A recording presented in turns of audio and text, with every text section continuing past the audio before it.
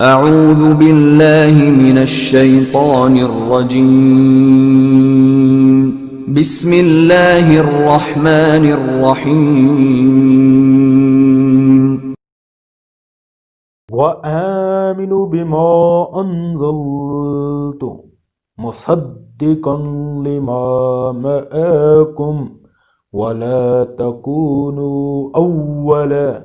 كافر به ولا تشتروا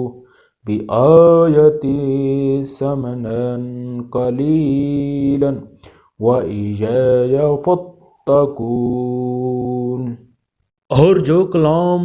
میں نے نازل کیا ہے اس پر ایمان لاؤ، جبکہ وہ اس کتاب یعنی تورات کی تصدیق بھی کر رہا ہے جو تمہارے پاس ہے، اور تم ہی سب سے پہلے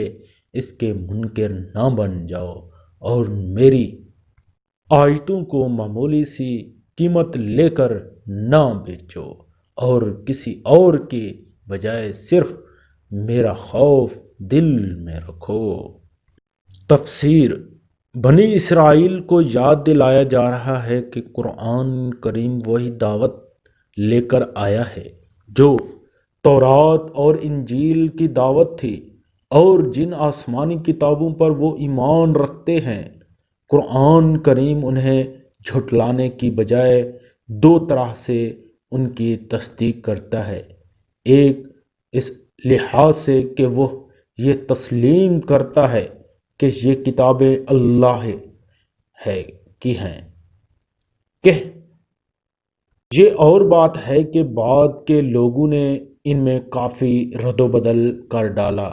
جس کی حقیقت قرآن نے واضح فرمائی، اور دوسرے قرآن اس حیثیت سے ان کتابوں کی تصدیق کرتا ہے کہ ان کتابوں میں آخری نبی کی تشریف آوری کی جو پیش گوئیاں کی گئی تھیں، قرآن کریم نے انہیں سچا کر دکھایا۔ اس کا تقاضا یہ تھا کہ بنی اسرائیل عرب کے بت پرستوں سے پہلے اس پر ایمان لاتے، لیکن ہو یہ رہا تھا کہ جس تیز رفتاری سے بت پرست اسلام لا رہے ہیں، اس رفتار سے یہودی ایمان نہیں لا رہے ہیں، اور اس طرح گویا بنی اسرائیل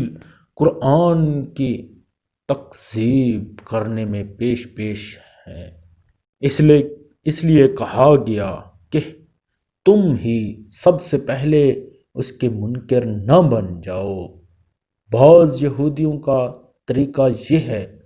تھا کہ وہ رشوت لے کر تورات کی تشریح عام لوگوں کے خواہشات کے مطابق کر دیا کرتے تھے، اور بعض اوقات اس کے احکام کو چھپا لیتے تھے۔ ان کے اس طرز عمل کی طرف اشارہ کرتے ہوئے فرمایا گیا، میری آیتوں کو معمولی سی قیمت لے کر نہ بیچو، اور حق کو باطل کے ساتھ گڈمڈ نہ کرو، اور نہ حق بات کو چھپاؤ۔ وَلَا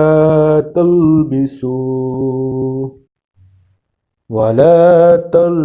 الْحَقَّ بِالْبَاطِلِ